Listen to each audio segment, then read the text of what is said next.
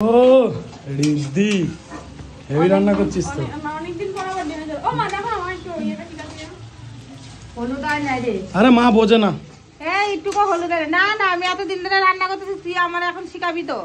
দুদিন আইসে ও তাতেই তুই এরকম করিস। আমি বলছি তো এটার মধ্যে হলুদ আনে, একটু হলুদ দে।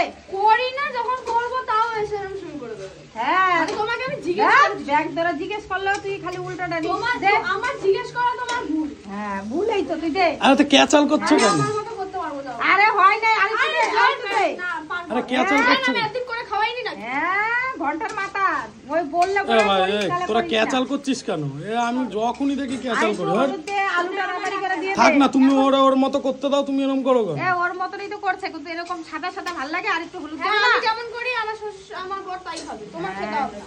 আচ্ছা ঠিক আছে, এই, আমি এই আজকে কথা খাবো না বলছিস? কিন্তু। খেতে হবে না। তোরটা তুই খা। এই কথা বলবি না ভাই, তুই মাকে এই কথা বলছি ভাই দুদিন এসে। দে দে দে, তোর ছেলে ফালতু কথা। দিবি, তোর মেয়েরে দিবি, আর তোর বররে দিবি। হ্যাঁ, তুমি এরকম থেকে আগে সামনে দিয়ে সরো। যা। খুব মজা লাগে না এই ভিডিও দেখতে?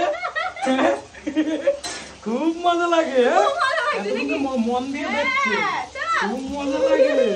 খুব মজা দিচ্ছে। হ্যাঁ। খুব মজা নেয় মা, শাশুড়ি বৌমার ঝামেলা দেখে।